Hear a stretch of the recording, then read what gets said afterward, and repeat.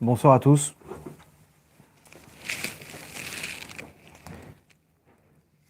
C'est bon?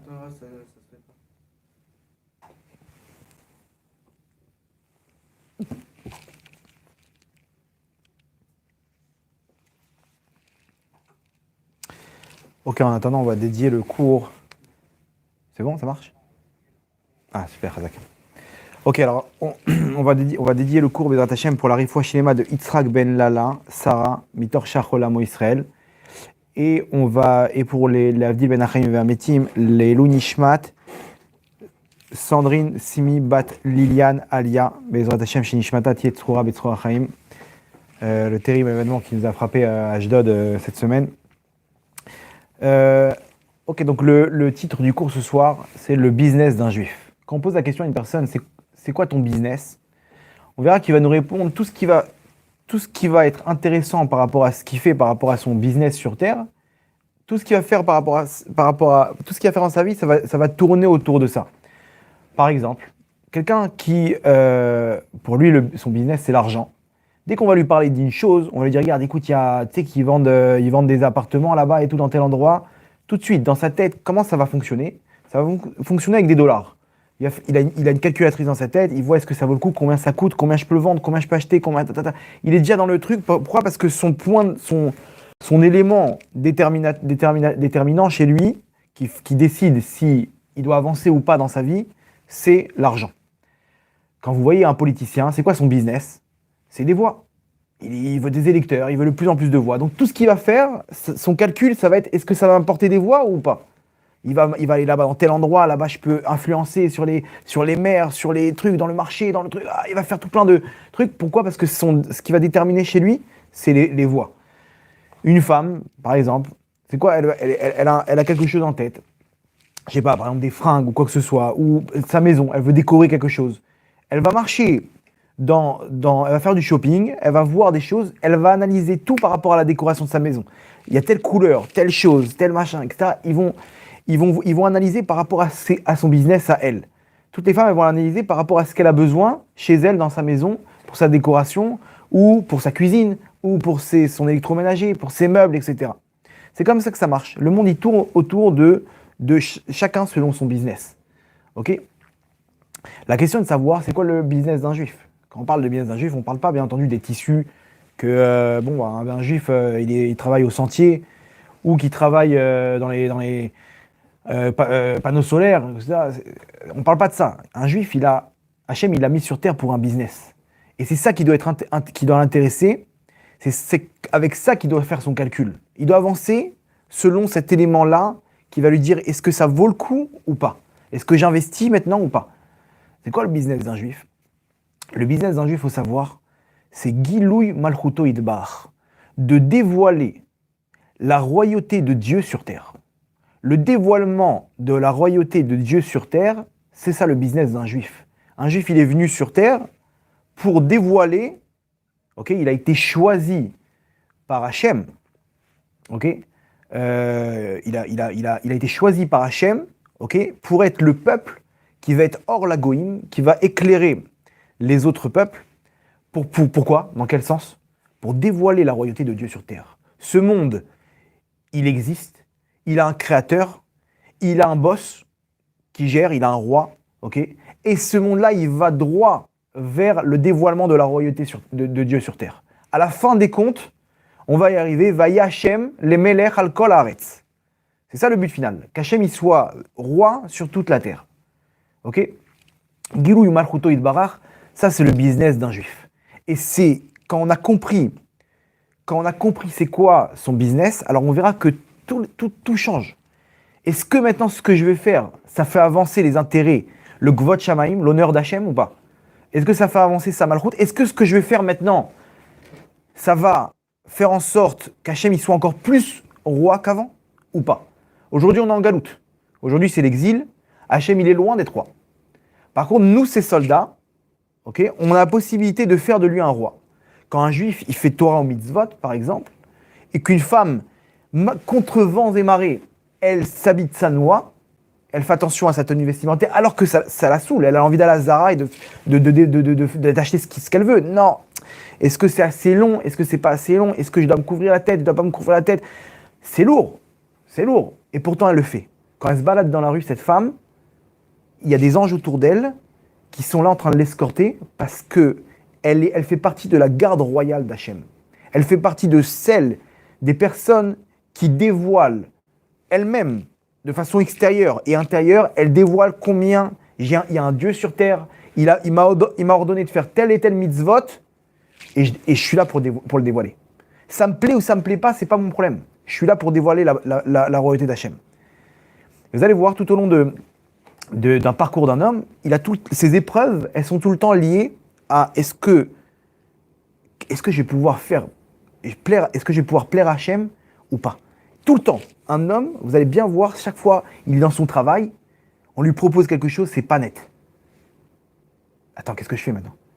Et son choix, ça va être, moi, j'ai envie de prendre cet argent, mais Hachem, il veut pas. Et quand il va pas prendre cet argent, dans les mondes d'en haut, il vient mettre la couronne sur Hachem, sur la tête d'Hachem. Il vient dire combien Hachem, il est roi. Pourquoi? Parce que, attends, qu'est-ce qui t'a empêché de prendre cet argent? Des gens, des histoires comme ça pour Shabbat, ils refusent des postes avec des salaires fous. Non, je veux pas. Pourquoi? Parce que j'ai un roi. Mais attends, mais qui dit que tout ça, ça existe? Je m'en fiche. Moi, je suis en train de proclamer combien Hachem, il est roi. Et cette personne-là, elle envoie balader de l'argent, elle envoie balader des femmes, il envoie balader une carrière, il envoie balader plein de choses. Pourquoi? Pour dire Hachem, il est roi. Et normalement, les goïms, ils voient ça, ils disent mais c'est pas possible. Comment le mec il est capable d'envoyer balader des millions de dollars pour Shabbat? Comme ça, il a dit Bill Gates. Bill Gates, le président de Microsoft, il a dit avec l'argent, on peut tout acheter, sauf un juif qui fait Shabbat. Un juif qui fait Shabbat, on peut pas l'acheter. À mon avis, il a dû avoir plein d'ingénieurs juifs. Il savait que des fois, il y avait des heures supplémentaires à fournir. Il a dû proposer des grosses enveloppes. Rien à faire. C'est pas possible, mais ça va. Combien tu veux? Je te triple ton salaire. J'ai besoin de toi maintenant que tu travailles des heures supplémentaires. J'ai besoin, imaginez-vous, dans la cyber, etc. Tu dois être là, Shabbat aussi, s'il y a une attaque ou un truc. Rien à faire. Shabbat, tu touches pas. Mais je te propose 30 000 $, 40 000 $, des bonus énormes. Rien à faire. Un juif qui a goûté à ce que c'est Shabbat, il peut pas. Mais comment c'est possible? Comment ces juifs-là, ils arrivent à être honnêtes? Comment ils arrivent à garder leur truc? Comment? Ça, c'est ce qu'on appelle le Kiddush Hashem. C'est la plus haute mitzvah au monde. La plus haute mitzvah, c'est les Kadesh Shem Shamaim, d'honorer le nom de Dieu sur terre. Quand un goy ou quelqu'un il dit « Waouh, ce juif-là, il est incroyable ». Et la pire des mitzvahs, c'est Chilul Hashem. Chilul Hashem, c'est bafouer l'honneur d'Hashem. C'est la pire des mitzvot. Comme ça, la Gemara dit dans Yoma, Pevav Amud Aleph, la Gemara, elle donne un nombre d'avérotes. Elle dit il y a certaines avérotes qui se réparent en faisant tchouva. Il y a certaines avérotes plus graves, il faut et la tchouva et kippour. Il y a certaines avérotes, il faut et tchouva et kippour et des souffrances, tous les chiyuvé karet. Et il y a une avéra, il faut faire tchouva, kippour, des souffrances et la mort pour réparer. C'est quoi cette mitzvah, cette avéra? Chilul Hashem. Chilul Hashem, c'est la avéra, il faut la totale pour réparer. Il faut la totale. Il faut et faire tchouva, ça ne suffit pas, c'est en suspens. Jusqu'à Yom Kippour. Yom Kippour, et après le mec, il galère dans des épreuves, et quand il part de ce monde-là, son avéra, elle est nettoyée de Chilul Hashem. Sinon, il y a un autre moyen, c'est de faire du Kiddush Hashem, d'honorer le nom de Dieu sur terre, et à ce moment-là, il répare, mesure pour mesure, ce qu'il a déshonoré. Vous vous rendez compte? Un juif, quand aujourd'hui, il dit « Ouais, les juifs, c'est tous des voleurs » ou quoi que ce soit, alors c'est grave, c'est du Chilul Hashem.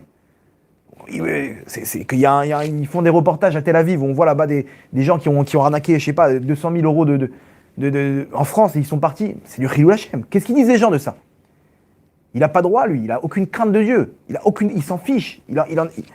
Par contre, à côté de ça, combien de Kiddush Hashem? Là où il y a des choses belles dans ce monde-là, il y a des juifs. Si les juifs ils faisaient la grève sur terre, ce monde-là, il n'existerait plus. Imaginez-vous, dans tous les domaines, 20% des prix Nobel, c'est des juifs. là où ils sont dans la médecine, dans la science, dans les arts, ce que vous voulez, c'est des juifs qui sont à la tête. Pourquoi? Parce qu'ils sont là pour montrer combien ce peuple-là, il est intelligent, combien ce peuple-là, il est bon, combien ce peuple-là, il est... Et les peuples du monde, ils doivent suivre ça. Et c'est ce qui va se passer avec à leur tête le Mashiach, qui va être là pour représenter la royauté de Dieu sur terre, Melech HaMashiach, comme on dit. Ok? Le Mashiach, la traduction, c'est loin. Quelqu'un qui est loin, c'est-à-dire on lui a enduit une huile pour faire de lui un roi. Ok? Je sais pas comment traduire en français, il y a d'autres termes peut-être, mais en tout cas, Mashiach, celui qui est Mashouar, par l'huile, donc d'onction, qui va faire de lui un roi. Pourquoi un roi? Attends, c'est Hachem ou... Non, c'est le représentant de la royauté de Dieu sur terre. C'est un roi qui va servir Hachem et qui va faire en sorte d'amener le Ham Israël et le monde entier, de proclamer qu'il y a un roi unique, un Dieu unique, et qui est roi sur terre. Les Taken Bemalchut Shaddai, Olam Bemalchut Shaddai, de mettre en place un monde dans la royauté divine. Ça, c'est le business d'un juif. Donc, tout ce qu'il va faire aujourd'hui, un juif, il faut qu'il se dise 2 secondes.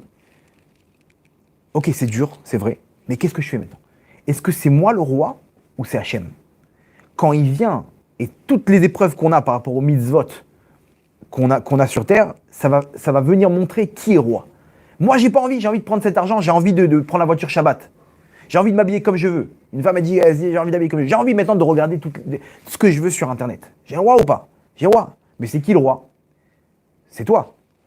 Par contre, si tu décides de tourner les yeux, tu décides de t'habiller, une femme de s'habiller tsanoa, un homme il fait attention à sa bride, quoi que ce soit, des trucs qui sont hyper durs, et que personne, c'est entre lui et Hachem. Personne ne peut savoir ce qu'il a fait entre 4 murs. Et il décide d'arrêter. Là, il vient de proclamer combien Hachem il est roi dans les mondes d'en haut et sur terre. Vous comprenez?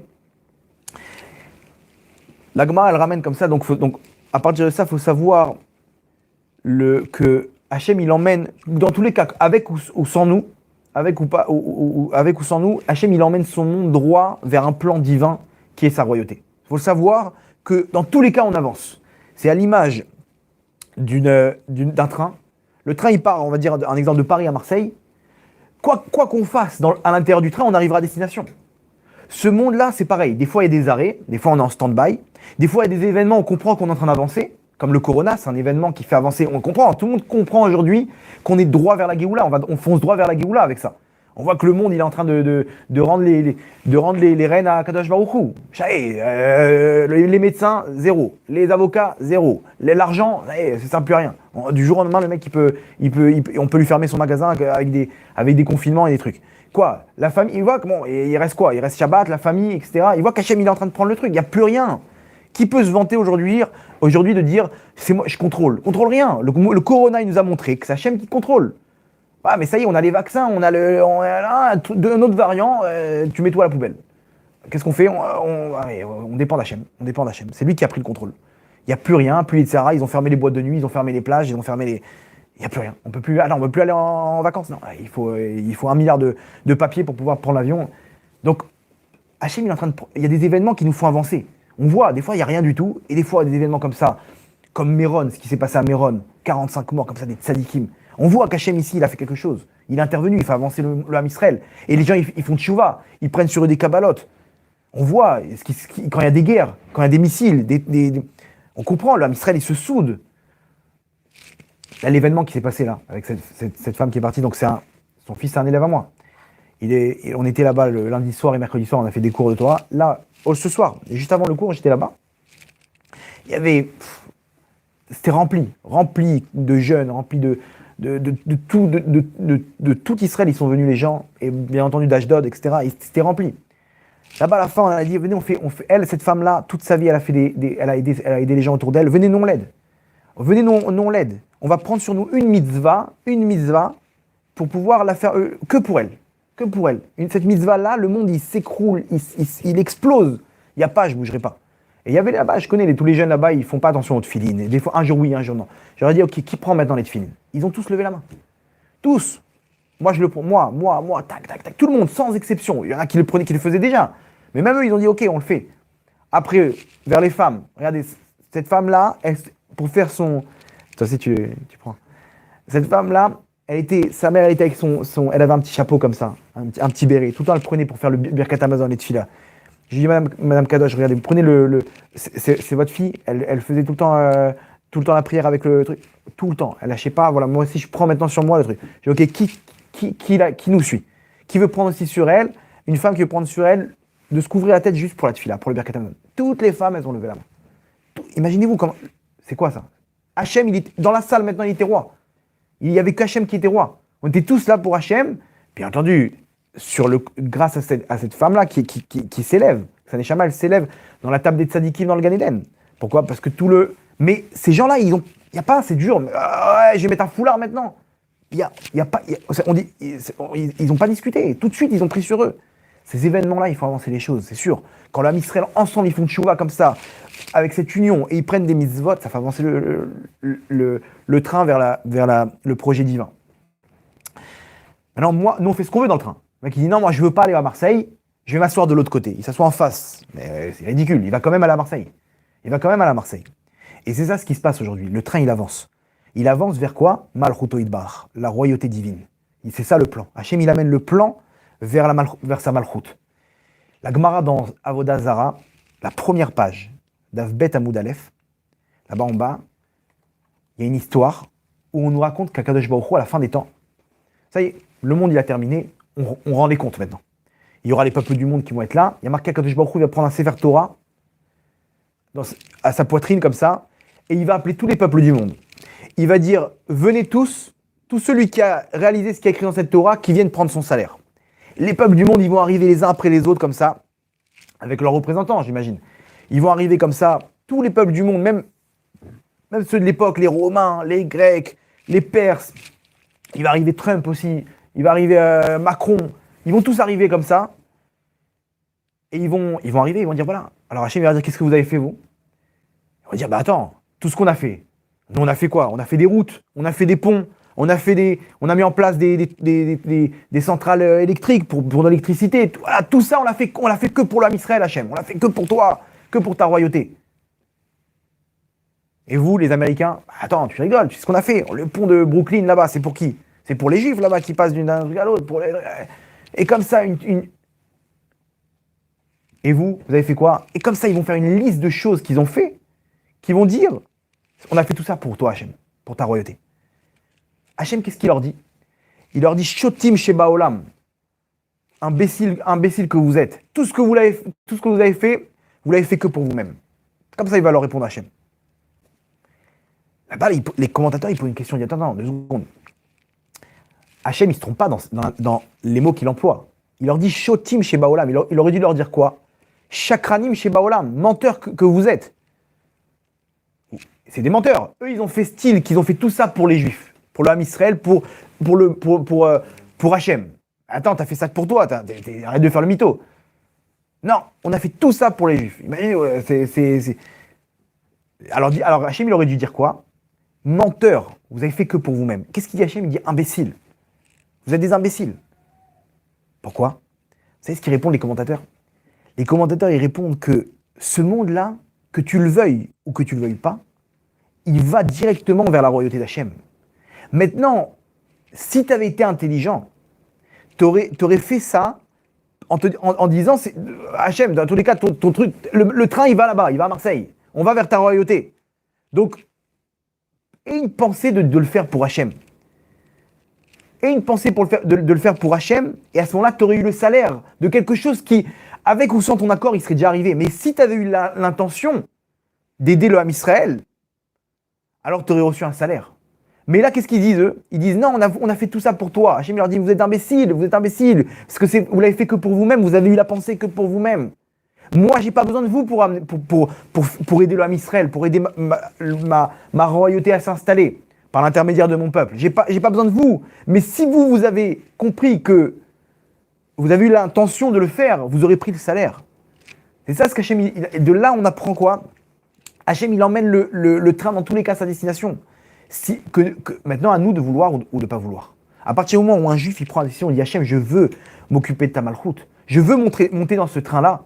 Et comment il le fait? Par l'intermédiaire des mitzvot. Ces mitzvot-là, elles vont montrer combien Hachem est roi sur lui. À l'intérieur comme à l'extérieur, il est là, il craint Hachem, il a la Yirat Shamayim, et il avance avec ça. Et le fait de réaliser les mitzvot, c'est ça qui va montrer combien Hachem il est roi. Et c'est ça qui va montrer combien il est monté dans ce plan divin, il est monté dans le train. Malheureusement, aujourd'hui, c'est quoi le problème? C'est que nous, quand est-ce qu'on souffre? Quand on contre le plan divin. C'est moi le roi. J'arrive pas à m'annuler. J'ai un plan en tête. Et Hachem me dit non, on va à droite. On va à droite, c'est pas ce plan-là. Et la personne, elle veut pas faire les mitzvot, elle veut pas faire la Torah, et elle souffre. Pourquoi? Parce que t'es en train d'avancer à contre-courant. Alors oui, on a l'impression que ce monde-là, il va contre Hachem, qu'on peut faire ce qu'on veut. Mais on sait très bien qu'à la fin, on rend des comptes. Et c'est ça le din. La rigueur, c'est quoi? C'est quand on est contre le plan divin. Des fois, ça frappe. Des fois, le monde, il prend des coups. Le monde, il prend des coups. Pourquoi? Parce qu'il est contre la volonté d'Hachem. C'est quoi la Shoah? La Shoah, il faut savoir qu'il y avait 93% des Juifs en Allemagne. Ils étaient assimilés. 93% des Juifs à Berlin, ils étaient assimilés. Hachem, il dit quoi? Il dit, vous voulez pas avancer, moi j'avance. Mais attends, mais comment tu vas avancer sans nous, Hachem? J'avance sans vous, il n'y a pas de problème. Et le train, il avance. Et le plan d'Hachem, il avance. Alors comment on fait pour faire avancer les Juifs? Malheureusement, il faut mettre la Gemara dit, Meler caché qu'Aman. Il faut mettre un roi dur comme Aman, qui est qui? Hitler. Hachem, ne vous inquiétez pas, j'ai plein de personnes qui peuvent vous faire avancer, vous monter dans le train. Et Hachem, il place un roi comme Hitler, et malheureusement, on connaît la suite. C'est ça. Tout ce qu'on souffre, c'est qu'on n'est pas dans le plan divin. On veut faire notre plan à nous. Ok, moi je veux être dans mon plan, je veux être un... Il n'y a pas de problème, tu peux être ce que tu veux, tu veux être médecin, mais tu peux craindre Hachem dans toutes les professions que tu veux. Tu peux faire ce que tu veux, mais attention, au lieu d'aller dans ce restaurant-là, tu iras dans ce restaurant là-bas, c'est tout. C'est ça, c'est là-bas qu'on se... Et toutes les galères qu'on a aujourd'hui, c'est parce qu'on n'est pas dans le plan divin. Ils ont monté l'État d'Israël, ils ont voulu absolument faire un État qui soit Am Chofshi, libre. Ne venez pas nous rentrer la Torah. Il est où le plan divin aujourd'hui? Aujourd'hui, combien de gens ils font tchouva? C'est le mot. Eux, ils ont voulu monter un État qui est sans Torah, et aujourd'hui, le Ham Israël, il prend les rênes, et il n'y a jamais eu autant de Torah, depuis Shlomo HaMelech, c'est une génération où il n'y a jamais eu autant de Torah, autant de yeshivot, vous allez sur Internet, il y a des cours partout. Ce que tu veux, tous les courants, tout ce que tu veux. C'est incroyable. Mais attends, mais ils ont voulu monter un plan contre Hachem. Jamais vous faites ce que vous voulez. Le Ham Israël, il fera tchouva à la fin. Et là, ils sont encore là, Bennett et Lapid et compagnie. Et ils ont un plan contre Hachem. Ils ont un plan contre Hachem et ça marche pas. Ça marche pas. Ils ont essayé de faire une loi contre les juges rabbiniques pour mettre d'autres juges rabbiniques. Il y en a un, il s'est trompé dans le vote.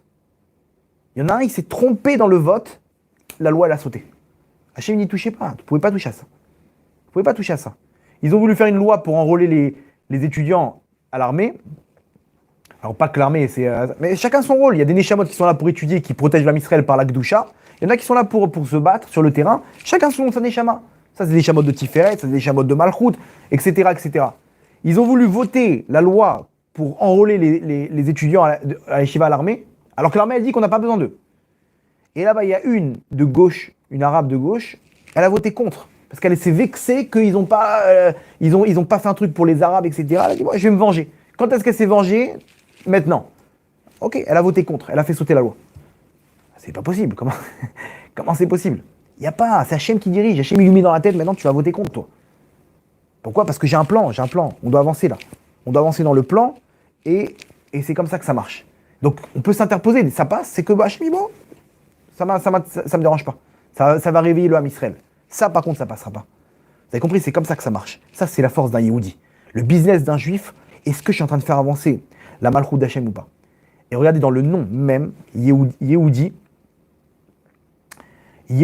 quand vous regardez le nom Yehudi, c'est quoi? C'est les lettres Yud, Ke, Vav, Ke, donc le nom d'Hachem, et le Dalet. Ok? Pardon, Yehudi, ça vient de Yehuda. Ok? Yehuda, c'est vrai, pourquoi on s'appelle à l'image de Yehuda? Hein? On aurait pu s'appeler... Bon, c'est vrai qu'on est des descendants de la tribu Yehuda, mais il y a aussi Binyamin, qui descend de... Pourquoi on ne s'appelle pas les Binyamini? On s'appelle Yehudi au nom de Yehuda. Pourquoi? Parce que Yehuda, il représente l'essence même d'un juif. Yehuda, il y a Yud, Ke, Vav, Ke, le nom d'Hachem, ok, Amonai, et le Dalet. Dalet, c'est quoi la connotation du Dalet? Chaque lettre, elle a une connotation. Dalet, dedans, on a Dal, Dal. Dal, c'est quoi? C'est un pauvre. Ozer Dalim, il aide les pauvres. Dal, c'est un pauvre, ok? Un pauvre, qu'est-ce qu'il a? Il a rien. Un Dal, le Dalet, il a rien à lui. Il est Dal, il est pauvre, il a rien. Pour nous dire quoi? Regardez comment c'est fort. Que quand un juif, il s'annule, il est Dal, il arrive à s'annuler, qu'est-ce qui apparaît automatiquement? Yudke Vavke. C'est ça, Yehuda, c'est ce qu'il a fait. Yehuda, il a pas arrêté de s'annuler là-bas avec l'histoire avec Tamar. Il a dit quoi? Tzadka mimeni, tant pis pour moi, j'irai brûler au Gehinam, mais elle a eu raison de moi. C'est elle qui a raison, elle est enceinte de moi. Attends, mais c'est fini, ta carrière est terminée, Yehuda. Mais je m'en fiche, fais lui le roi, c'est Hachem le roi. Moi, j'existe pas. Hachem dit, ah, t'existes pas? Eh ben, je vais mettre mon nom chez toi, c'est toi qui seras le roi. Et de toi va descendre tous les rois et les prophètes. Comme ça, Yehuda, il a mérité que sa descendance soit des rois, parce qu'il s'est annulé. Donc, vous imaginez? C'est-à-dire qu'un juif, en s'annulant, il croit qu'il est perdant. Mais au contraire, plus il s'annule, plus il fait apparaître le nom d'Hachem, plus il fait apparaître la royauté d'Hachem. Et quand il fait apparaître la royauté d'Hachem, il devient roi. Tu deviens le représentant d'Hachem sur terre. Celui qui représente le président des États-Unis, croyez-moi qu'ils vont lui envoyer. L'ambassadeur américain, il arrive dans un pays, des tapis rouges. Il représente les États-Unis. Les Havdil, celui qui représente la royauté d'Hachem, le monde il s'ouvre devant lui. La nature, elle se plie à ses règles. Ses prières, elles passent. Tout. Il en gadloute. On l'élève. Ça, c'est quand on a compris que c'est la Malchout d'Hachem. Ça, c'est Yehudi. Un Yehudi, il est là. Et c'est dur. Surtout pour nous, les Français. On a du mal à s'annuler. L'ego, il est fort. C'est ça, aujourd'hui, qui nous, comment dire, on est en train de contrer notre ego pour pouvoir, comment dire, j'arrive pas à m'annuler. Et surtout nous en France. En France, regardez comment il y a la France. C'est quoi la particularité de la France? La France, c'est la tzviout. La tzviout, c'est je suis à l'intérieur différent de qui je suis à l'extérieur. Ça, c'est exactement le symbole de la France. Le coq, regardez le coq. Le coq, il gonfle le torse, il fait le beau, tu tapes par terre, il est parti. Il donnait une apparence qu'il est fort, mais en fait, c'est aucun rapport. Il s'envole tout de suite. Je crois que t'étais une bombe. Pas du tout. Tout de suite, il s'est envolé. Comme ça, il y a le Khalban, un tzaddik qui s'appelle un des tzaddik Nistarim qui s'appelle le Khalban. Il disait la clipa des pays du monde la plus forte, c'est la France. Et en particularité Paris. Vous savez, quand on part en route Laretz, il y a une force du mal qui vient sur la personne. Ok? Selon les Mekoubalim, il ne faut même pas faire de kavanot là-bas en route Laretz, en dehors d'Israël, tellement que la clipa elle est forte. Le Khalban Akadosh, ce tzaddik-là, il disait de tous les pays, la plus grande clipa, c'est la France. La France. Regardez vraiment. Et pourquoi? D'où on voit ça? La mode la plus. Là où l'endroit où il y a la mode la plus. Le niveau de mode il est le plus élevé, c'est où? Paname. Paris. Ok, là-bas, Paris, c'est la haute couture et la mode, et H&M, et Zara, et Diesel, et machin. Et les Français, un Français juif, tu le captes à 10 000 km. Ouais. Le mec, il a fait 3000 UV, 3000 heures d'UV. Il est diesel dans tous les sens, hyper moulant, machin. Tu captes, ça y est, c'est un fudge, lui. Un pot de gel dans un truc. Qu'est-ce qui se passe? Il n'y a pas ça. Tu vas voir un juif américain, il détend, il a son petit polo comme ça, Ralph Lauren, tranquille. Il est dans les fringues, mais il est détente, il est posé. Le juif français, il est à l'extrême. Pourquoi? Parce que cette force du mal en France, c'est combien je suis à l'extérieur différent de ce que je suis à l'intérieur. Regardez comment c'est fort. En hébreu, comment on appelle les habits? Gadim, beged. Beged, c'est aussi le même mot que boged. C'est quoi boged? Boged, c'est un traître. Un boged, c'est un traître. L'habit, c'est un traître parce qu'il te montre une image qui n'est pas forcément la tienne. Le mec, on croit c'est une fraîcheur, alors qu'en fait, c'est un pourri. On le voit comment il s'habille classe, beau gosse, machin, etc. On a l'impression que c'est quelqu'un de bien. Mais en fait, à l'intérieur, aucun rapport. Il frappe sa femme, il a volé 200 000 euros à la France. C'est un boged. L'habit, il montre combien il est une personne qui n'est peut-être pas à l'intérieur. C'est pour ça que la France, c'est ça. Donc on est une personne, on veut absolument, cette clipa-là, c'est absolument de plaire à la société, à la chevra. il faut s'habiller comme ça, ils y vont à fond. Alors que tu prends un Américain, aucun rapport. Lui, il est dans les fringues, il est classe, etc. Mais il va pas à fond. Là-bas en France, c'est la mode à fond. Il faut mettre tel jean, waouh, tout de suite. Il faut faire telle coupe, on y va. On a tous subi cette clipa, ok. Et vous voyez, en Israël, on voit tout de suite comment les Français, tout de suite, ils se calment, etc. Ouais, les petits enfants, tout de suite, on les capte que c'est des Français. Tu vois la petite, elle a 4 ans, elle a des petites bottes Chanel à 400 euros, le petit pantalon, la petite doudoune. T'es parti où? Qu'est-ce que tu fais? Qu'est-ce qui t'arrive?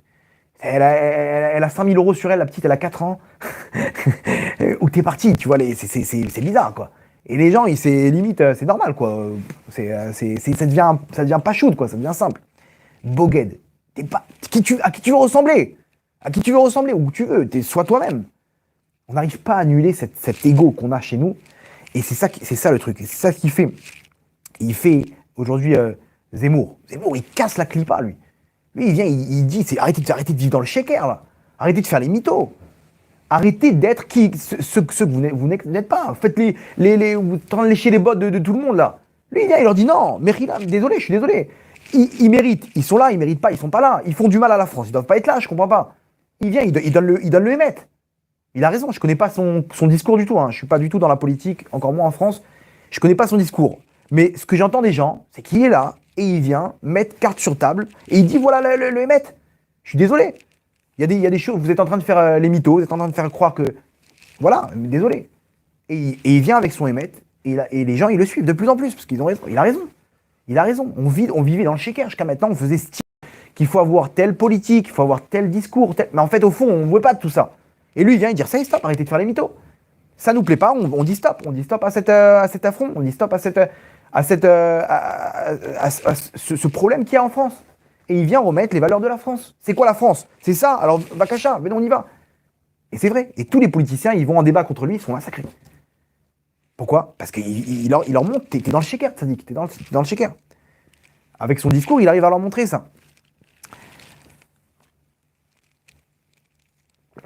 Il y a eu un truc là, ça m'a choqué, vraiment choqué. À Hanouka, ils ont organisé le rabbinat de Paris, ils ont organisé là-bas la Victoire, la synagogue de la Victoire. Ils ont organisé là-bas une soirée spéciale Hanouka. On m'a envoyé le lien de l'article sur Actualité Juive. Mais choqué, j'étais choqué selon l'accord du rabbinat, du rabbin de France, de Paris, etc., ils ont fait une soirée là-bas où celle qui chantait là-bas, c'était une femme. Mixte, une soirée mixte, avec une femme qui se présente là-bas, qui danse, qui chante. C'est contraire à la halakha. C'est proche d'un Chilou Hashem comme ça. Je sais pas si... J'ai envoyé un mail d'explication, et donné des explications là-bas. Ils disent, mais il y a écrit dans la Gemara que ça sourd d'écouter une femme qui chante. Si on la voit pas, il n'y a pas de problème, mais de la voir comme ça, dans une synagogue, c'est contraire à l'halakha. Et là-bas, ils répondent quoi, là-bas dans l'article? Non, mais faites-moi confiance, la communauté juive a mis à sa tête, je sais ce que je fais. Mais tu réponds pas à la question. La halakha, elle te dit, c'est assourd, tu dis quoi? Tu dis, faites-moi confiance. Réponds selon la halakha. Oui, selon tel et tel avis, on permet. C'est un affront, C'est vraiment un Chilou Hashem. J'ai envoyé là-bas une lettre en disant, j'en supplie, au nom de la halakha, au nom des rabbanim, pour qui la tzniut, elle a encore une importance, donner une explication. Pourquoi il y a eu ça. Alors là-bas, on m'a montré l'article, tout, ils étaient fiers de dire combien c'était une réussite cette soirée. Il n'y a pas de problème, cette femme-là, elle chante super bien peut-être. C'est peut-être une virtuose, il n'y a pas de problème. Mais il y a des règles de halakha. Ça ne vient pas remettre en cause la valeur de la femme juive, mais ne montre pas la valeur de la femme juive dans les règles de la société française. À qui tu veux plaire? Tu veux plaire Ils étaient fiers de dire que l'ambassadeur d'Arabie Saoudite, lui aussi, il était là. Et c'était tout mixte, dans une synagogue. Et pourquoi on n'essaye pas de plaire à Hachem? Qu'est-ce qu'il pense Hachem de cette soirée? Hachem, il aime les femmes. Il dit lui-même que la Géoula, la délivrance finale, elle viendra des femmes. Combien la femme, c'est le diamant dans la couronne d'Hachem?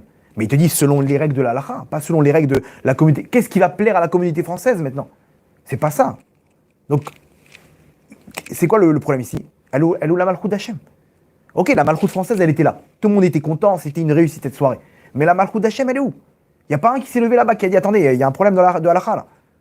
Dans une synagogue en plus. C'est quoi le problème? C'est que demain, ils vont faire des choupas, des choupotes, où ils vont ramener des chanteuses. Attends, on a vu, tu rigoles quoi, ils ont permis là-bas le rabbinat. La rabadoute, ils ont permis. J'étais à la soirée, moi, c'était tout mélangé. Allez-y, on se mélange, etc. Hachem Yerachem. C'est la porte ouverte. C'est ça, ça se rapproche du Chilul Hachem. Ça se rapproche du Chilul Hachem. Pourquoi? Parce que là, il manque la malchoute d'Hachem ici. Il manque la malchoute d'Hachem. Ça, c'est un problème. Donc, attention, même chez les non-juifs, ils peuvent le faire. Combien de non-juifs aujourd'hui qui proclament combien Hachem il est roi, même s'ils ne sont pas juifs? Ils le font en tant que non-juifs. Parce que le Mashiach, c'est ce qu'il va faire. Lui, il va réunir les peuples autour de lui et il va leur dire, et il va chacun leur donner un rôle. Nous, on a le rôle de grand frère, ok? Mais on a besoin aussi des autres rôles. Nous, on est là pour, comme un médecin qui donne une ordonnance. Mais derrière, on a besoin du pharmacien pour donner les médicaments. On a besoin de ci, on a besoin de ça. Mais le médecin, le médecin, il est au centre parce que c'est lui qui a soigné. Mais ça ne veut pas dire qu'on n'a pas besoin des autres. Pareil, le Ham Israël, c'est vrai qu'il a été choisi par Hachem pour être le grand frère, pour être celui qui est devant, pour mener le monde vers la royauté divine. Mais on a besoin des autres, on a besoin des petits frères. Et c'est ça qu'il va faire. Il va montrer, regardez, attendez, mettez juste à votre place. Et comme ça, il y a des non-juifs tzadikim. Comme ça, j'ai mon ami Claude Njoya. Je ne sais pas si vous connaissez, mais lui-même, il me dit, au Cameroun, là-bas, les gens, dès qu'il y a des chédim et des démons, etc., je leur donne, allez, Anabekoar, vous allez voir la force d'Hachem. Et là-bas, il m'a dit, au Cameroun, ils sont tous avec le Anabekoar. La tfila de Anabekoar, dès qu'il y a un problème, ils sont là en train de réciter l'Anabekoar, foum, ça disparaît. Il est en train de montrer combien Hachem il est roi. Regardez, venez, fais une prière des Juifs, tu vas voir comment ta maison elle va être libérée, tout ça. Il est là avec des grands DJ, etc. Je sais pas comment il s'appelle, il m'a dit des noms, des stars il m'a dit, il est avec moi, il a arrêté le Zera Levatala, il a arrêté le truc, etc. Il est pro-juif maintenant. Des stars de la chanson, qui font des disques d'or sur disques d'or. Bob Sinclair, il m'a dit, je crois, un DJ. Il m'a dit, il est entièrement avec Hachem. Il suit, il est là, il monte. Ça marche même chez les non-juifs. Royauté d'Hachem. Ça, c'est la royauté d'Hachem. Et Hachem, il nous dit, dans tous les cas, mes enfants, le monde, il va aller là-bas. Dans tous les cas. Mais soyez là. Montez dans le train. Montez dans le train. Parce que celui qui ne sera pas dans le train, malheureusement, quand on va arriver à destination, mais il est descendu à telle station. C'est dommage. C'est dommage. Et c'est ça le din. Le din, c'est quand le train, il avance, le projet divin, il avance et qu'on n'est pas là. Donc ça fait mal. Ça fait mal parce qu'il faut se remettre dans le train. Et des fois, Hachem, il fait des événements où le train, il s'arrête, c'est une catastrophe, et là, il y a des gens qui montent dans le train. Il y a des gens qui font tchouva et qui montent dans le train. Malheureusement, regardez ce qui se passe là maintenant. On est au bord de la 3e guerre mondiale. Moi, ça me fait très peur ce qui se passe. Pourquoi? Je vais dire pourquoi. Parce que je l'avais ramené au nom d'un rave, l'Admour de Krishnitz, que le corona, ça vient remplacer la guerre de Gog ou Magog. Lui-même, il a dit avant de partir ce rave, cet Admour-là, il a dit comment ça va? Il a dit il a dit Hachem, il n'a pas besoin de faire la guerre de Gog ou Magog avec des armées, avec l'Iran, avec la Russie, avec le Hamas et le Hezbollah. Hachem, il peut prendre un virus et rendre fou tout le monde. Et comme ça, il ramène, Vaïmiket, Shnataim, Yamim, ou Paro Cholem, et il dit voilà, ce monde-là, il sera comme un rêve, où d'un coup, tout va s'arrêter. Tout va s'arrêter, on va se retrouver en confinement, etc. Et ce rêve-là, il est parti 2 mois avant l'avenue du Corona. Et effectivement, on voit que c'est ce qui s'est passé. Et pendant ces 2 ans de Corona, chaque fois, il y a eu des problèmes avec l'Iran, et chaque fois, il y a eu des vagues de Corona. On dirait qu'Hachem, il mettait le Corona pour adoucir la guerre de Gog ou Magog. Mais là, on a l'impression, ça y est, les 2 ans, ils sont terminés. Voyez, Michael Shnataim Yamim, là-bas, qui ramène la dracha, qui ramène ce rave-là. Et on a l'impression maintenant que le Corona, c'est terminé. Pourquoi? Parce qu'avec le Omicron, tout le monde a été contaminé. Tout le monde, il y a je crois hier, 86 000 contaminés. Tous les jours, il y a 70 000, 90 000. Et ça, c'est officiel. C'est bon, je crois qu'il y a un petit... Donc ouais, tout le monde a été contaminé. Et les gens, ils savaient même pas qu'ils avaient le corona. Il y a un petit, le nez qui coule, ils éternuaient un petit peu, il est un petit peu froid. Et ils savaient pas que pendant 2 jours, ils avaient le nouveau variant, là, le Omicron. Et là, mais ils disent quoi? Ils disent que en un mois, tout le monde sera contaminé, donc il y aura un vaccin naturel, et c'est comme ça que les... Ok, je ne sais pas s'il y a une coupure ou pas. Ok. Au niveau des commentaires, vous avez l'image et le son.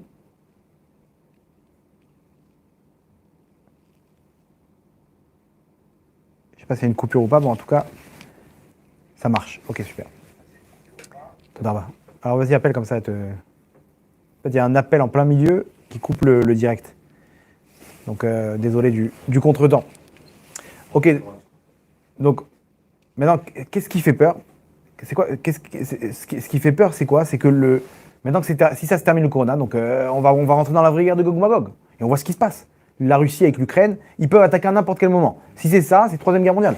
Les Américains, ils ont mis leurs forces là-bas, etc. Mais non, pire que ça. S'ils attaquent en parallèle, qui va attaquer? La Chine, ils vont conquérir Taïwan. Ils vont se dire, bon, les États-Unis ils sont occupés, tout le monde est occupé, donc on profite. Et Israël, ils vont dire quoi? Attends, tout le monde est occupé. Et là, on attaque l'Iran. C'est le moment ou jamais. Ouah, ça va partir en Troisième Guerre mondiale. En un instant, Troisième Guerre mondiale. Et Poutine, il rigole pas. C'est pas, il a pas. Lui, il avance, lui. Il avance. T'es là. Il faudrait que tu appelles aussi. Tu connais le numéro de Gabriel? Il y a Gabriel aussi qui a appelé. Tu connais? Gabriel, tu connais Non, Gabriel, ton copain. Il a appelé aussi. Ok, donc désolé du contretemps. Ça coupe, mais je pense que... T'as le numéro de Gabriel? Bon, Bezrat Hashem. On les préviendra. Ok, donc Bezrat Hashem. Donc ça c'est le Inyan. Le Inyan, que Hashem il a un plan. Ce plan-là, c'est qu'au bout d'un moment, il y aura une étape, c'est Gog ou Magog. On avance, qu'on soit là ou qu'on soit pas là, il avance. Et quand on a compris que là, on a compris qu'Hachem il est roi, on a compris qu'Hachem il est capable de tout et qu'il fait son plan, c'est ça le din. Le din, la rigueur, c'est qu'Hachem il avance dans tous les cas. Des moments il nous attend, mais des fois il dit bon, allez, je démarre le train. Et non mais t'es où Hachem? Comment est-ce qu'on veut les faire tchouva là? Et c'est là le problème. Maintenant, c'est quoi l'avantage? C'est que celui qui conduit ce train, c'est ni plus ni moins qu'Hachem. C'est notre papa. Et quand Hachem, et à n'importe quel moment, quand on fait tchouva et quand on prend sur nous les mitzvot, alors on peut monter dans le train. Ah mais le train il est parti, il est déjà loin, non, t'inquiète pas. Hachem il te téléporte dans le train. C'est ça qui est fort. C'est ça la rachamim. La rachamim c'est que même si t'es pas monté dans le train, Akadosh Baruch Hu, à partir du moment où tu fais tchouva, il va te chercher là où tu es et il te fait rentrer dans le train. Donc ça c'est l'esprit du truc. Regardez comment c'est fort parce que ce train-là, c'est quoi? C'est à l'image du Mishkan dans le désert. Le temple, le tabernacle. Baruch atah Adonai, Eloheinu melech haolam, shekocho ugvurato maleh olam. Le temple, là-bas, qu'il y avait dans le désert, le Mishkan, il était sur place. Okay? Tant qu'il était sur place, il était stable. Il y avait autour de lui tout l'âme Israël, les Kohanim, les Lévim, etc. Et chacune des tribus. Là-bas, c'était une organisation spirituelle pour protéger la shrina, la présence divine. Le problème, c'est quoi? Le danger, c'est quand le Mishkan, il était en mouvement. Là-bas, dans la parashat Bamidbar, vous voyez là-bas, on nous donne, les soldats d'Hachem, là-bas, ils avancent avec le Mishkan de 20 ans à 50 ans, etc.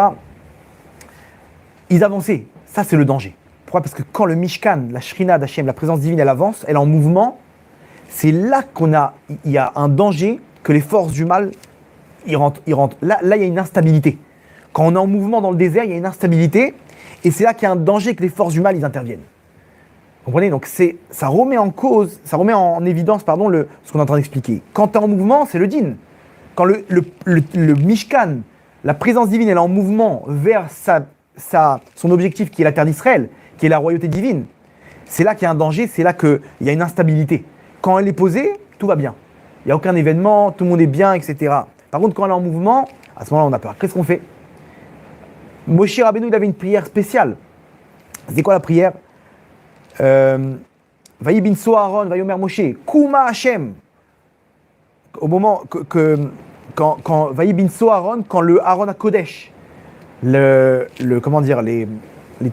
Aaron, j'ai oublié les noms en français. Bon, vous avez compris quoi, avec là où il y avait les tables de la loi, avec les anges là-bas. Quand ils étaient en mouvement, Vaïbin So Aaron, quand le Aaron à Kodesh, l'arche sainte, voilà, Todarba, elle est en marche. Vayomer Moshe. Moshe il disait quoi? Il faisait une prière, il disait Kuma Hashem, Hashem, lève-toi. Vayafutsu. Il disait quoi? Kuma Hashem, Vayafutsu Uvecha, et qui s'éparpille tes ennemis. Vayanusu, Mesanecha Mipanecha, et qui fuit ceux qui te détestent de ta face. En gros, il y avait une prière spéciale pour faire fuir les forces du mal qui venaient maintenant, quand le Mishkan était en mouvement, il venait s'incruster comme ça, il venait représenter la Midat Hadin. Moshe, il avait une prière spéciale pour faire fuir ces forces du mal. Koum Hashem, Hashem, lève-toi et protège-nous. Vous vous rendez compte? Maintenant, aujourd'hui, en 2022, comment ça se passe ça? Le Mishkan aussi, la présence divine aussi, elle est en mouvement vers la terre d'Israël, vers la royauté divine. Comment on protège? Il n'y a plus Moshe Rabbeinu pour faire des prières, pour protéger l'âme Israël. Qu'est-ce qui se passe? Il y a marqué comme ça que celui qui protège aujourd'hui la présence divine, il y a marqué comme ça, Iné mitato chez Shlomo. Mitato chez Shlomo, c'est quoi? Shlomo, il représentait la shlemut, la présence divine. Voici le lit de Shlomo. Shlomo, il avait un lit autour de lui, et autour de lui, il y avait Shishim Giborim mi Gibore Israël. Kula machouze cherev Ishrarbo al Yericho mi pachad balelot. C'est quoi ce pasouk là? Il y a marqué que la présence divine, elle était protégée par 60 Gibore Israël, les héros, les soldats d'Israël. Ok. Shishim Giborim Saviv là, mais Gibore Israël parmi les grands, comment dire, les héros d'Israël. Kula machouze cherev, ils sont tous avec leur épée. Ok. Ishrarbo al Yericho. L'épée qui est où elle se trouve cette épée? Yericho. Yericho, c'est quoi? C'est la hanche. L'épée, chacun avec son épée à sa hanche. Ok? Mi pachad balelot. Pourquoi ils sont là? Pour protéger la présence divine de quoi? Mi pachad balelot. C'est quoi pachad balelot? La peur de la nuit, de l'obscurité, ça représente les forces du mal. Ça, c'est eux aujourd'hui qui protègent la présence divine dans sa royauté, dans son comment dire, dans son mouvement vers la royauté divine. Maintenant, c'est qui Ishrarbo al Yericho? Cet homme-là qui a son épée à sa hanche. La hanche, c'est quoi? Là-bas, à la Brit Mila, une personne, on a pris une épée, on a pris un couteau et on lui a fait la mitzvah de Brit Mila.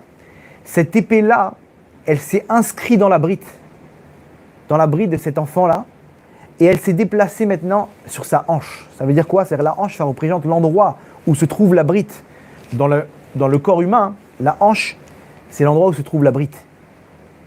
Cet homme-là, qui fait attention à sa brite, c'est lui qui se trouve autour de la présence divine et qui fait avancer la présence divine vers sa royauté. C'est-à-dire que pourquoi? Ça représente quoi? Pas justement la chimira tabrite, qui fait attention à ne pas faire semence en vain, fait attention avec les femmes, etc. Pas seulement ça, mais on a voulu nous représenter la mitzvah qui est la plus dure pour un homme parce qu'il va contre sa nature. Un homme, il aime les femmes, c'est sa nature. Il y a écrit comme ça dans la Gemara, dans Chagiga, ok? Il y a écrit qu'un homme, il est mitavé, il désire les femmes. Il désire les femmes, c'est son nature, mais lui, il va contre nature. C'est ces gens-là qui vont contre nature. Leur nature, c'est ma royauté. Ma nature, c'est ma royauté à moi. J'ai envie de manger telle chose, j'ai envie d'aller dormir, j'ai envie de jouer, j'ai envie. Mais lui, il prend sa nature et il dit, il n'y a pas de femme, je suis marié, c'est ça mon truc. Je fais attention à mes yeux, je fais attention à ma bride. C'est ça qu'un homme dans cette génération, il peut arriver à être Ishrarbo al Yericho et de protéger la présence divine. C'est ces gens-là, en 2022, ces femmes-là qui vont contre nature, qui mettent un foulard, qui s'habillent de sa noix, contre nature, et elles n'ont pas envie. Aucune femme n'a envie de s'habiller comme ça. Ça plaît à personne, mais elle va contre nature. C'est ces femmes-là, c'est ces hommes-là, c'est ces gens-là qui vont contre nature pour le Shabbat, pour les tefilines, pour les mitzvot. Ces gens-là, c'est Ishrarbo al Yericho. Ils ont une épée entre les mains. Alors hanche, ok, et c'est eux qui protègent, c'est la garde royale d'Akadosh Baruch Hu. Et eux-mêmes, ils font avancer le projet divin. C'est eux qui font avancer la Géoula. Une personne, quand elle vient et regarde une femme, il tourne la tête, il a fait avancer le Mishkan, la présence divine, la royauté d'Hachem vers la Géoula. Mais quoi, qu'est-ce que j'ai fait? Tu vois pas ce que j'ai fait? Non, mon sadique. Ne crois pas que tu n'as rien fait. Tu as fait quelque chose de très grand. Et elle vient, ah, mais tu vois pas ce que j'ai fait, j'ai allongé ma jupe de 2 cm. Non, ça déquête. Tu as fait avancer les choses. Ces femmes-là, là-bas, je leur ai dit, Vous prenez même le Birkat Amazon, vous vous couvrez la tête, vous faites avancer la Géoula. Quoi, mais qu'est-ce qu'on a fait 5 minutes comme ça 5 minutes tu as fait avancer la Géoula, ne crois pas. Parce que tu as été pendant 5 minutes, tu as montré combien Hachem il est roi. Donc pendant 5 minutes, tu as fait avancer le projet divin. Vous vous rendez compte de quoi on parle? C'est énorme, c'est entre nos mains. On peut le faire. Il faut mobiliser les troupes maintenant. C'est plus Tsahal. C'est Tsahali. Zva Agana, les Malchuto Idbarach. L'armée de défense de la royauté divine. C'est comme ça, chacun, il faut qu'ils disent qu'est-ce que je fais moi pour la royauté divine. J'ai ma kippa, j'ai mes tzitzit, j'ai mon shabbat, j'ai mes tfilines. C'est ça ma couronne, c'est mes tfilines. Cette femme-là, c'est quoi cette couronne? C'est son foulard, sa tsniout. C'est comment tu veux, comment je rentre dans la royauté, dans la garde royale? T'inquiète pas, mon ami, va contre courant. Sois fier d'être juif. Sois fier d'être un Yehudi. Annule-toi, tu seras gagnant. Parce que quand tu vas t'annuler, Hachem, il va te faire grandir. Kol HaRodef. Comment on dit là-bas dans les Pirkei Avot? Kol HaRodef Akavod Boreach Mimeno. Celui qui court derrière l'honneur, l'honneur il fuit de lui. Celui qui court, Kol HaBoreach Me'akavod, celui qui fuit des honneurs, les honneurs ils courent derrière lui. Pourquoi? Parce que là il s'est annulé. Donc Hachem il dit c'est toi que je veux maintenant pour me représenter sur terre. Je vais t'élever. Mais Hachem je veux pas tout ça, moi je m'en fiche, je m'annule Hachem. Je veux que toi et que ta Torah et tes mitzvot. Hachem dit d'accord, Toda Rabba, merci, mais maintenant tu fais partie de ma garde royale. Donc maintenant tu n'as pas le même uniforme, tu n'as pas la même arme. Donc tu vas être obligé tu vas voir les honneurs ils vont te courir derrière. Parce que tu représentes ma royauté. Et plus on va se diriger vers le projet divin, plus ces gens-là, ils vont être élevés. Et à la fin, on va arriver à tous être des prophètes. C'est comme ça que Myriam, la prophétesse. On dit là-bas, Vatikar Myriam Anevia, à Toupim, là-bas, elle a pris les instruments de musique. Là-bas, on l'appelle Myriam Anevia. Genre, t'as trouvé que cet endroit pour l'appeler la prophétesse? Tous les Bnei Israël, pendant l'ouverture de la mer Rouge, ils étaient tous prophètes. Myriam, elle était prophétesse, même en dehors de la mer Rouge. Mais là-bas, tu l'appelles la prophétesse qu'au moment où tout le monde est prophète. C'est pas un honneur pour elle. Non. Vous savez pourquoi on l'appelle prophétesse maintenant? Parce qu'elle était avec les instruments de musique. Quand elle est sortie d'Égypte, elle a dit aux femmes, mesdames, on prend les instruments de musique. Pourquoi? Parce que toutes ces années, elle leur disait, vous allez voir, Hachem, il va nous libérer. Mais t'es folle. Myriam, mais qu'est-ce qui t'arrive? Tu vois bien dans quoi on vit là maintenant. Regarde on est en 2022 là, de quoi tu parles? On est en 2022, il faut vivre avec son temps. Elle dit, non, mes femmes. Un jour ou l'autre, ce foulard que tu as, tu vas voir combien Hachem il va t'embrasser le front. Tu verras comment Hachem il va t'élever. Il va dire, c'est toi qui as ramené la Géoula, Tzadéket. Mais tu rigoles, mais quel rapport moi? Mais je suis française, je viens de Paris, je suis loin du compte. Non, c'est toi qui amène la Géoula. Et toi, mon Tzadik, quand tu fais attention, tu as mis un filtre sur ton internet pour empêcher de tomber avec les yeux, t'as fait avancer la Géoula. Mais tu rigoles, mais moi je n'arrête pas de tomber. Non, c'est toi qui fais avancer la Géoula. C'est toi qui fais avancer la Géoula. C'est comme ça que ça marche. Elle était en train de faire avancer la Géoula. Elle était prophétesse. Mais d'où tu sais? Je te dis, Hachem, il nous aime. Hachem, il est là. Un jour ou l'autre, il va nous libérer, il va nous montrer combien il nous aime. Et à ce moment-là, comment on va le remercier si on n'a pas d'instrument de musique? Donc quand elle a sorti des instruments de musique, c'est que là-bas qu'on peut l'appeler la prophétesse. Parce que là-bas, ils ont dit, mais comment tu savais? Comment tu savais qu'Hachem, il allait nous libérer comme ça? Tu rigoles. Hachem, il nous aime. C'est évident. Vous croyez quoi? Maintenant, nous aussi, on est prophètes. Vous croyez quoi? C'est quoi la suite de l'histoire? La suite du plan divin, Hachem, il te dit, c'est ma malchoute.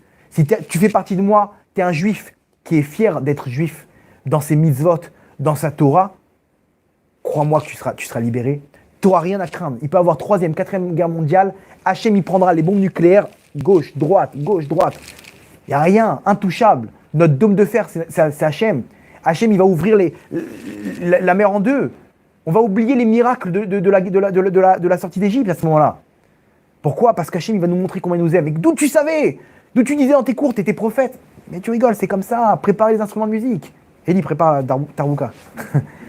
Tarbouka, c'est normal. Pourquoi? Parce qu'il y aura une délivrance. Mais il faut faire partie du Ham Israël à ce moment-là.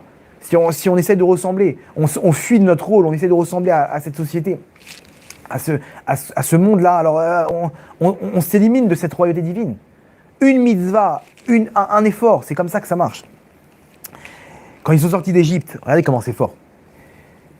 Il y a marqué Lo yechatz kelev leshono. Ou lechol Israël, Lo yechatz kelev leshono. Et pour tous les Bnei Israël, aucun chien n'a aboyé. Attends, la Torah elle a besoin de nous préciser. Sache quand ils sont sortis, d'habitude là-bas il y avait des chiens, ok? Il y avait des chiens, mais ils n'ont pas aboyé, les chiens. Ok, donc la Torah nous précise que les chiens, ils n'ont pas aboyé. Attends, on s'en fiche. Le Ham Israël, ils étaient 600 000 là-bas. Et là-bas, les chiens, ils ont regardé les Béné Israël sortir, alors que d'habitude, quand ils voyaient un juif, c'était, ils aboyaient dans tous les sens. La Torah nous précise qu'ils n'ont pas aboyé, ils ont une récompense, que si on a raté une shrita, le cadavre de la bête, on doit le donner aux chiens. C'est quoi ce truc-là? Qu'est-ce qu'ils ont fait de spécial? Ils n'ont pas aboyé. Alors viens, dis-moi aussi que les oiseaux, ils n'ont pas de truc, et les chats, ils ont... Vous savez, c'est quoi l'explication? Les chiens, ils aboient, ça représente qui? Les accusateurs, les forces du mal, qui aboient et qui accusent l'homme Israël. Hachem, ils vont pas sortir d'Égypte, ils vont pas sortir d'Égypte. C'est les forces du mal. Et quand les Béné Israël, ils sont sortis, aucun n'a bronché. Dans les mondes d'en haut, ils sont venus pour parler, ils n'arrivaient pas à parler. Ils étaient bloqués, il y a eu une aura spéciale autour du Ham Israël. Les forces du mal, elles ne pouvaient pas s'approcher. Vous savez pourquoi? Le Harizal, il nous dit, par son élève, le Rabbi Chaim Vital, dans le livre Shara Kavanot, là-bas, dans les Drushim sur Pessah, il nous explique, selon la Kabbalah, comment les Béné Israël sont sortis d'Égypte. En fait, écoutez bien comment c'est fort. Le Ham Israël, spirituellement, ne pouvait pas sortir d'Égypte. Le Ham Israël, il avait une emprise spirituelle sur lui, il ne pouvait pas sortir d'Égypte. Ok?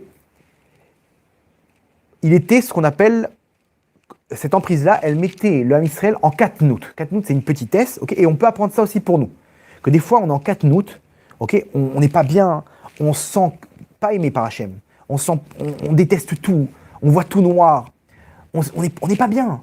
On a un mal-être comme ça. Spirituellement, on se sent loin d'Hachem. C'est ce qu'on appelle une situation de katnout, de petitesse. Ok? Le Ham Israël, il était en katnout. Maintenant, selon la Kabbalah, là-bas, dans les kavanot de la prière, on fait entrer Gadlut Rishon, Gadlut Sheni, Gadlut Shlishit. On fait entrer ce qu'on appelle des grandeurs. Première grandeur, deuxième grandeur, troisième grandeur, et à ce moment-là, c'est bon, quoi. On sort de c'est ce qu'on ressent. Des fois, on ressent que, waouh, Hachem, il est là, Hachem, il nous protège, Hachem, va pas nous... C'est des moments d'émouna comme ça, vous connaissez, des trucs forts comme ça, pendant les fêtes, pendant les trucs. En fait, il faut savoir que le Ham Israël, ils étaient en katnout parce qu'ils avaient une emprise spirituelle. Ils ne pouvaient pas sortir d'Égypte, spirituellement, ils étaient bloqués. Ils n'avaient pas cette force mentale pour sortir d'Égypte. C'était des esclaves. Des esclaves. D'un coup, Hachem, il leur a rentré une gadloute. Non, il leur a montré au fur et à mesure des plaies, combien il les aime, et eux, ils ont rentré, ils se sont dit, waouh, on est les fils d'Hachem. Et quand il y a eu la mort des premiers-nés, ils ont compris, quoi, Hachem, t'es venu même frapper sur les premiers-nés comme ils nous ont frappé à nous, les premiers-nés des peuples. Ça veut dire que tu nous aimes, Hachem. Ils ont vu comment Hachem était là, chaque plaie, qui les a remboursés mesure pour mesure. Il les laissait pas se doucher là-bas. Et là-bas, ils leur ont mis les kinim là-bas pour qu'ils se grattent dans tous les sens, pour comprendre combien vous avez fait souffrir mes enfants, de ne pas les laisser se doucher. Ils avaient soif, vous ne les laissez pas boire. Hachem leur a mis du sang là-bas pour leur montrer, toi aussi tu vas pas boire. Waouh, Hachem, tu nous aimes tellement. Waouh, c'est bon, je suis avec Hachem là. Je suis avec Hachem, je comprends combien Hachem il m'aime, c'est de la gadloute. Maintenant, il y a 3 types de gadloute. Et la troisième, c'est une gadloute, c'est une joie tellement forte que les forces du mal, il y a comme une aura autour de soi, et les forces du mal, ils ne peuvent pas nous toucher. Maintenant, ce qui s'est passé, c'est qu'Hachem, il a injecté la 3e gadloute directement. Et après, il a mis la 2e et la première. Pourquoi il a mis la 3e directement? C'était le seul moyen pour sortir les Béné Israël d'Égypte. Les Béné Israël. Les Béné Israël, ils allaient pour sortir. Spirituellement, Hachem, il a injecté la 3e gadloute. Et à ce moment-là, aucun chien ne peut aboyer. Les Béné Israël, ils sont sortis directement comme une lettre à la poste. Tac. Personne, spirituellement, n'a pu les empêcher de sortir. Et après, là-bas, c'est ce qui se produit pendant le Seder de Pessah. Là-bas, il explique le Harizal que dès qu'on commence le Seder de Pessah, boum, on prend la 3e gadloute, on sort d'Égypte, et là-bas, on met la 1re et la 2e gadloute. Pendant le Seder, là-bas, il y a tout un truc selon les kavanot du Harizal, de la folie.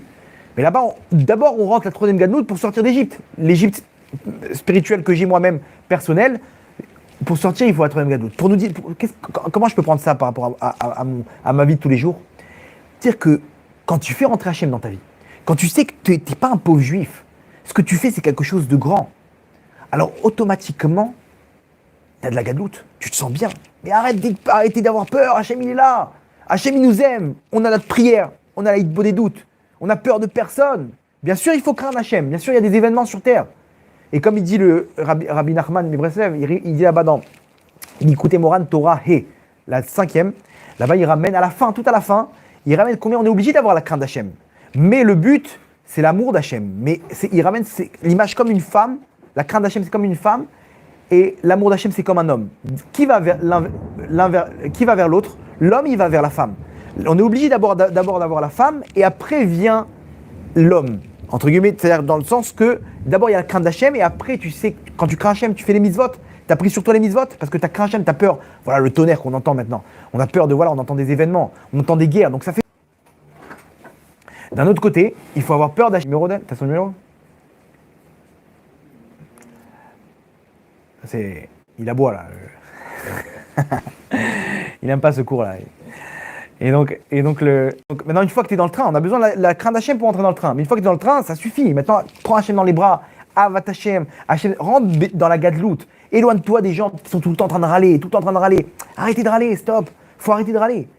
Celui qui râle, c'est qu'il est en train de dire par là qu'il n'est pas d'accord avec le plan d'Hachem. Hachem, il a un plan. Et, pourquoi il râle? Parce que lui, il a un autre plan. Laisse le plan d'Hachem, laisse-toi guider, t'es entre de bonnes mains. T'as Hachem qui est là. T'as Hachem, occupe-toi de personne. C'est tous des envoyés d'Hachem. Le Yetzer Hara, il n'est pas là, c'est pas lui qui te fait du mal. C'est Hachem qui a décidé qu'on est en stand-by. Ok, d'accord, on attend. Demain, ce sera un meilleur jour. Des fois, il y a des moments de katnout. Ok, on attend que la vague elle passe. On se relève, mais il faut s'éloigner de la katnout. La grandeur. Hachem, c'est mon roi. Hachem, il est grand. Hachem, il m'aide, il peut tout faire. Il peut me rentrer. Je fais tchouva, je prends les mitzvot. Et avance avec cette gadlout. Et les choses, elles vont s'ouvrir. Pourquoi? Parce qu'il y a une aura autour de toi. Lo yechatz qu'élève les chono. Aucune force du mal ne peut te toucher. T'avances, t'es bien, c'est la simcha. C'est pour ça que Rabbi Nachman, il parle de simcha. Combien c'est grand, la simcha. Sois avec simcha. Alors des fois, on n'est pas bien. Ok, utilise ce monde. Va au restaurant avec ta femme, détends-toi, fais ce que tu veux, il n'y a pas de problème. Mais je suis un soldat d'Hachem. Je suis un soldat d'Hachem et je dois le savoir. Combien, aujourd'hui, on n'a pas nos grades, mais si on arrive à prendre conscience de ça, alors on est grand. On est dans la gadloute. Arrête d'écouter ces trucs-là, à droite, à gauche, les gens qui essaient de te coller au sol. Arrête d'entendre les gens qui râlent. Il faut s'éloigner de ces gens-là qui râlent. Je suis désolé, moi, j'aime entendre que des bonnes choses. Parle-moi de la vie, combien elle est bonne. Arrête, les gens, ils se focalisent que sur le mal. Parle-moi que du bien. On est en direct, là. Hein. Ça a coupé ou pas?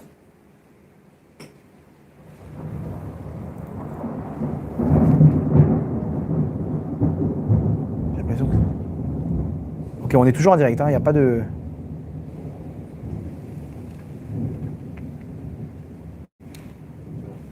Ouais? Ok, super. Donc, on est avec Hachem, on est soldat d'Hachem, etc. Et à ce moment-là, on n'a peur de rien. Ça, c'est la gadloute. La gadloute, que des bonnes choses, que le bon point. Tout va bien, Hachem, il est là, Hachem, il nous aime. On avance avec ça, on est battoir, 100%. Je suis sûr à 100%, Akadosh Baruch Hu est avec moi et il veut mon bien. Et à Kol les Tova, et j'avance comme ça. Je me sens bien, j'avance. D'accord, des fois je suis pas bien. Ok, laisse passer, va dormir, laisse passer cette période et tout va bien. Je m'occupe de personne, il y a pas le Yetzer Hara, il n'existe pas. Il y a rien qui peut m'empêcher, je suis que avec Hachem. C'est comme ça qu'il faut avancer. On va finir avec une histoire, si vous le voulez bien. Je l'ai déjà raconté cette histoire il y a très longtemps, mais je l'ai réécouté de cette personne qui l'a raconté. Ouais, c'était incroyable comment il a raconté l'histoire. Un rav qui s'appelle Rav Tzion Siboni. Il raconte son histoire, peut-être vous pouvez la trouver sur internet, mais son histoire elle est comme ça, c'est que lui, il est tombé malade, la première vague du corona, il est tombé malade, et il est tombé dans un état critique. Ils ont dû l'hospitaliser, il était sous oxygène, etc. Il était considéré comme un état critique grave. C'est-à-dire, dans l'état critique, il y a 3 niveaux, lui c'était le grave. C'est-à-dire, après il y a désespéré, quoi. Cas désespéré, il était entre la vie et la mort. Et là-bas, il raconte qu'il était hospitalisé, il n'arrivait même pas à respirer, il était sous oxygène, les poumons massacrés.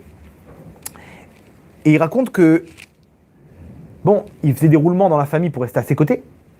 Et lui, il avait sa grande fille qui était là tout le temps, H24 avec lui, sur le petit fauteuil là-bas, à côté de lui, pour prendre soin de lui.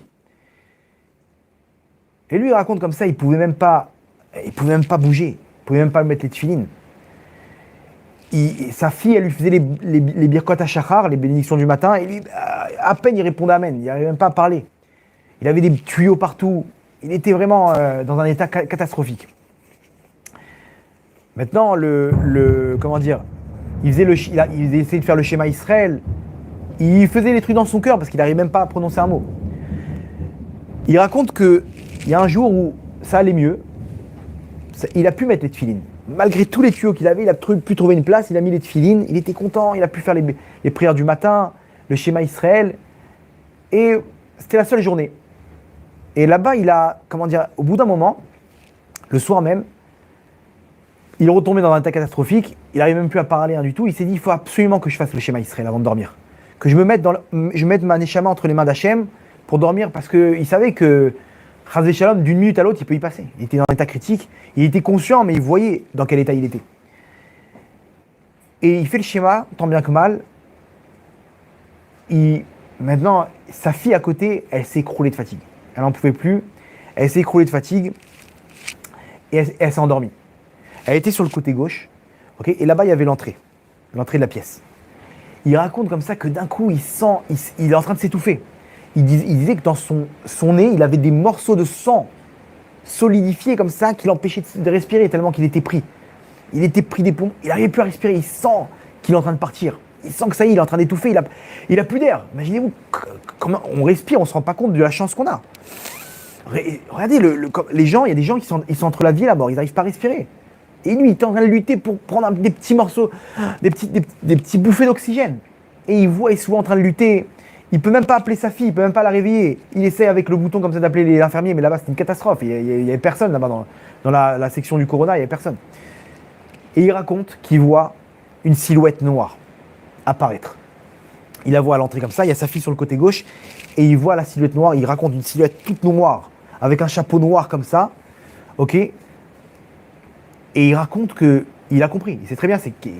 Il sait très bien qu'il est venu le chercher, ok, l'ange de la mort, le Malach Hamavet, et il est là, et il le voit comme ça passer, tout doucement, et qui est devant lui. Imaginez-vous la peur, dans la nuit comme ça, l'ange de la mort, sa fille qui dort à côté, il sait très bien, il va venir lui prendre sa neshama. Ça y est, il va y passer. Et il raconte que dans son cœur, il fait une prière à Hachem. Il dit, Hachem, j'ai fait le schéma Israël, j'ai mis ma neshama entre tes mains. J'ai mis ma neshama entre tes mains maintenant. J'ai d'affaires avec personne d'autre, et encore moins avec lui. Je suis qu'avec toi, Hachem. Toute ma vie, j'étais qu'avec toi. Toute ma vie, je me suis occupé de la Géoula. Ce Rav-là, il s'occupait tout le temps de faire... Toutes ses cours, c'était basé sur la Géoula. Toute ma vie, c'était de trouver des allusions sur la Géoula, de faire avancer la Géoula, de faire prendre des mitzvot au Ham Israël. Il dit, toute ma vie, j'étais avec toi. Moi, qui a espéré tant la Géoula, tu vas pas me donner à voir ta royauté. Tu vas pas me donner à voir ton Beth Amikdash. Et tu vas me mettre entre ses mains à lui. Comme ça, il prie dans son cœur. Pas de réponse. Et il continue à prier. Et il dit, Hachem, je te demande, au moins envoie-moi Moshe Rabbeinu. Que lui-même, c'est lui qui a délivré le Ham Israël. Au moins envoie-moi Moshe Rabbeinu, que lui, il me délivre de ces souffrances-là. Tu m'envoies lui, moi, j'ai d'affaire qu'à toi. J'ai que toi et ta malchoute, Hachem. C'est tout ce que j'ai. Et c'est toi qui viendras me chercher. Il finit de parler. Il voit la silhouette disparaître. D'un coup. Imaginez-vous. Et il sent ses poumons se libérer. Il sent un allègement dans ses poumons. Il voit son nez se libérer. Il arrive à respirer et il repart. 2 jours après, il a été libéré de l'hôpital. En 2 jours, il s'est remis à 100%. 100% alors qu'il était entre la vie et la mort. Et il raconte, il dit comment j'ai vu comment Hachem, premièrement déjà, combien Hachem il m'aime. Quand j'ai prié comme un enfant, je lui ai dit, il disait là-bas, j'ai oublié de vous dire, mais il disait Abba, il appelait Hachem Abba, papa. Mon père, il ne m'a pas abandonné. Quand je l'ai appelé papa, il ne m'a pas abandonné. Peut-être que c'était mon heure maintenant. Mais quand je lui ai dit Hachem, moi je suis là pour ta royauté, je me dis, attends, 2 secondes. Ce monde-là, c'est que ma royauté. Ce monde-là, il est que pour ma royauté, que pour ma Malchuto Idbarar. Si tu es là pour ça, alors je te laisse dans ce monde. Vous comprenez? Pourquoi? Parce que ce monde-là, il représente que c'est ça le business d'un juif. Si tu veux t'occuper de mon business, il lui dit Hachem, je te laisse présent. Peut-être qu'il avait fini son tikkun, Hachem dit, attends, tu veux t'occuper de mon business? Il n'y a pas de problème. C'est ça ce qu'il faut réveiller aujourd'hui à l'intérieur de nous. Est-ce que j'ai quelque chose chez moi qui vient montrer par là que je m'occupe du business d'Hachem, qui vient montrer par là que je suis pour la Malchuto Idbarach, que je viens dévoiler la royauté d'Hachem sur terre? Est-ce que j'ai une mitzvah, que même si le monde il s'écroule, je suis encore avec cette mitzvah? C'est Hachem qui est roi. Ça me saoule, mais Hachem il est roi. C'est dur pour moi de me lever pour la tefila, c'est dur pour moi de m'habiller de sanoua, etc. Est-ce que j'y suis? Si j'ai une mitzvah comme ça, alors on n'a rien à craindre. Ça veut dire qu'on est dans le projet divin. On a annulé. Comment le faire? Annule ton ego. C'est pas grave, c'est dur, annule-toi. Parce que quand tu t'annules, tu t'élèves. Tu mets en place la royauté divine. Et c'est ça qu'Hachem il attend de chacun d'entre nous. Là, on arrive dans une phase difficile. Vraiment. Là, il y a quelqu'un, il m'a dit au nom d'un tzaddik qu'il devait y avoir, comme ça, il diffusait qu'il devait y avoir un grand tremblement de terre en Israël.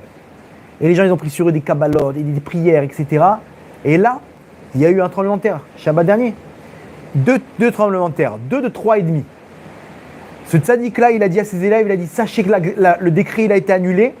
Il aurait dû avoir un tremblement de terre de 7 sur l'échelle de Richter. Hachem, il a fait en sorte qu'il y ait 2 tremblements de terre de 3,5. Vous vous rendez compte? Comment les bénis Israël, ils ont pris sur eux des mitzvot? Hachem, il n'y a pas de problème, mes enfants, ce que vous voulez. Si vous êtes là, je suis là. Si vous faites de moi un roi, alors j'ai les pleins pouvoirs. Quand j'ai les pleins pouvoirs, tout est possible. Ce tremblement de terre, je l'annule. Cette guerre, je l'annule. Je peux amener la Geoula Berachamim Gdolim. Comme ça, Hachem nous dit. Mais c'est entre nos mains. Kalou kol akitsim, ven adavar talou ila b'tshuva. La chose, elle dépend que de la tchouva. Quand on est avec Hachem dans la tchouva, on monte dans le projet divin. Et c'est ça notre business. Quand on a compris que c'est avec ça que je dois faire le tri. Est-ce que je fais avancer la royauté d'Hachem? C'est bon, je suis dans le train. Est-ce que ma mitzvah fait avancer la royauté d'Hachem? C'est bon. Ça veut dire que je suis dans le train. À ce moment-là, il n'y a rien à craindre. Hachem, il nous prend, il nous porte. Et ce qui s'est passé à la sortie d'Égypte, on va l'oublier tellement qu'il y aura de merveilles. Et donc, Bédrat Hachem, qu'Hachem il nous fasse, il applique sur nous le pasouk. Comme la sortie d'Égypte là-bas, je te montrerai les merveilles de la Géoula finale, avec le Mashiach Bekarov. Baruch Adonai Leolam, Amen, Amen.